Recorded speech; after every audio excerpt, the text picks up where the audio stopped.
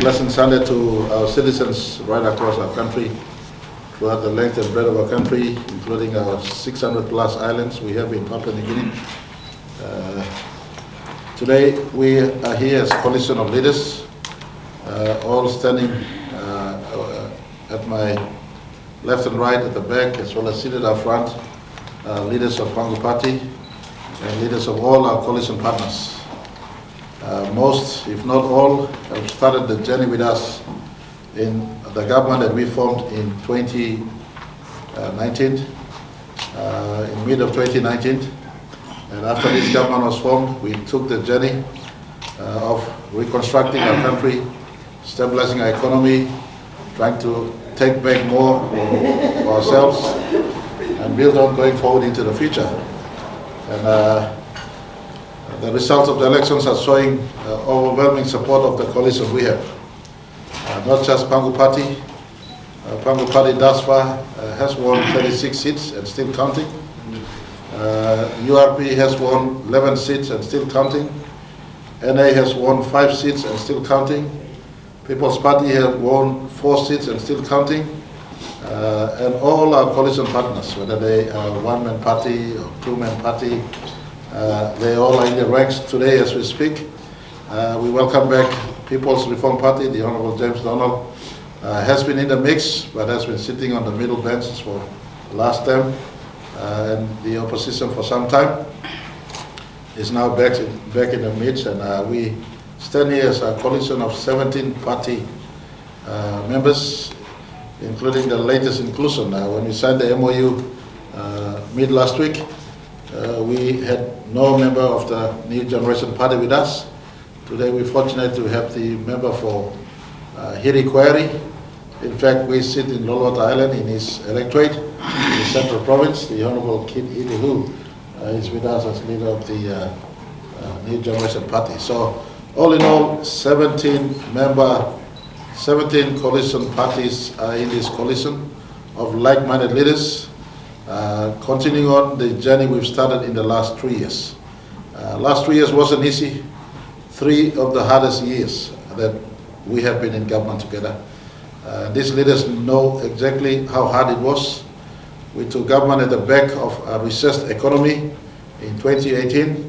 We were reconstructing our own government numbers and our economy, putting in place measures we felt in the short term would arrest the decline in the economy, and then we start the journey to go up again.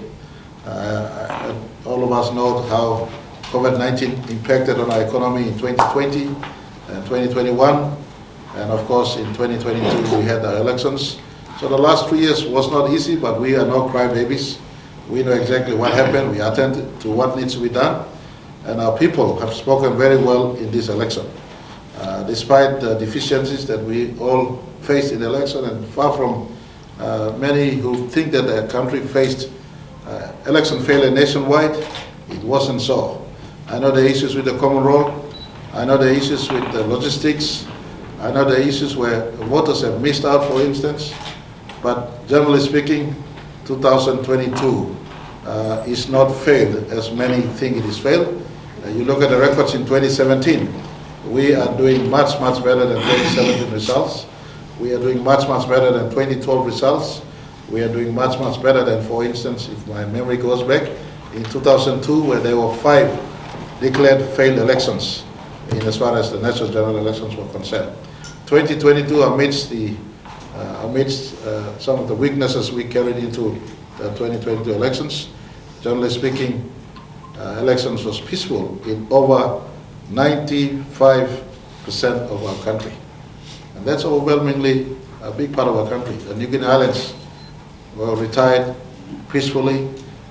Greater part of Momase, except the counting that took place in Makam and Kabum that faced the vandalism in as far as completion of count is concerned. The entire Momase were retired quite peacefully. The entire southern region is now retired, with the exception of NCD that has 3 electorates that is still being counted. The problem has been really exacerbated by candidates who felt that they have a voice at scrutiny. I keep on reminding them, your rights for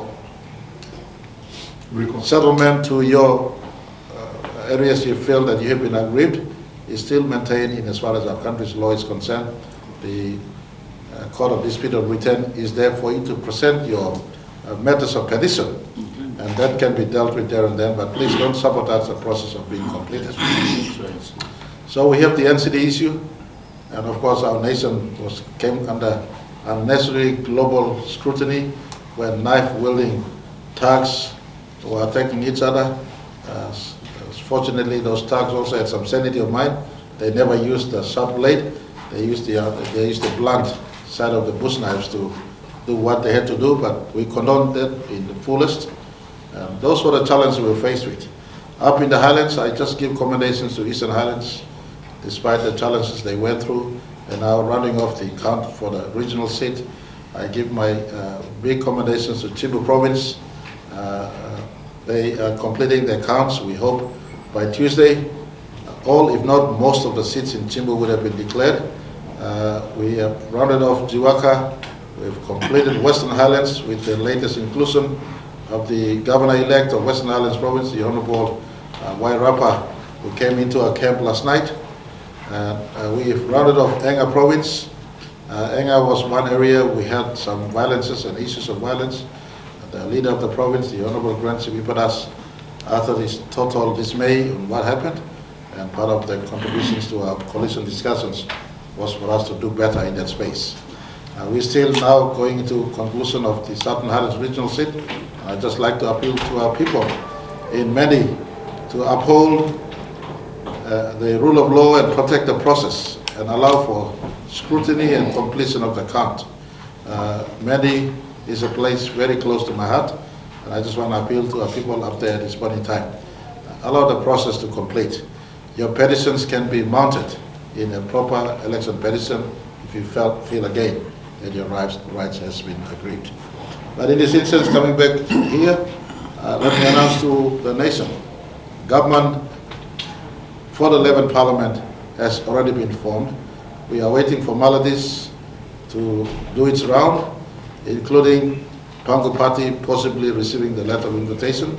We have received words that invitation is coming our way, and there will be an appointment with the Governor General sometimes tomorrow. The media and the country will be informed accordingly. When the formal invitation comes our way, then we will have that occasion in the Government House. The media will be invited to be present. But it looks almost certain and foregone conclusion that Pangu Pati will be the party that receives the Section 63 invitation letter by Governor General. Our current number stands at 36 as we speak. Pangu Pati is still in the play for about 4 or 5 other seats of the remaining 14 that are in count. And so it's mathematically impossible for the closest party in PNC to catch up with this number of seats won by Pangu Pati. PNC today stands at 14 or 15. I'm not doing count for them. I don't know what the count is, but they stand at 14 or 15.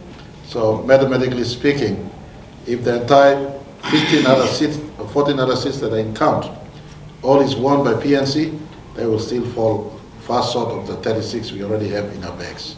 Yep. So it looks mathematically certain and in the affirmative that Pangu Pati will receive that Section 63 letter. And for the benefit of all our citizens, all public servants, all our investors, locally and externally, no government since the organic law on political party and candidates authority since 2002 have failed to secure mandate on the floor. National Alliance secured mandate in 2002 when they were invited. They formed government. Again in 2007 they were invited, they formed government. PNC was invited in 2012, they formed government. PNC was invited again in 2017.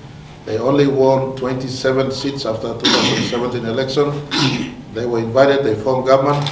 Today Pangu Pati, having won 36 confirmed. We have 5 other independents already aligned with us, and the full backing that this coalition gives us. Our number at present rounds up to 82 members of parliament. A big number to form government on Tuesday, and so Papua New Guinea must be informed that stability is at hand. We are not new government, we are a continuing government. And I just want to say thank you to all our coalition partners, led by United Resource Party, of which the leader, the Honorable William Duma, is sitting on the table. We have told them we don't take their support for granted. URP delivered 11 into the mix, and all the other parties have made their own contributions.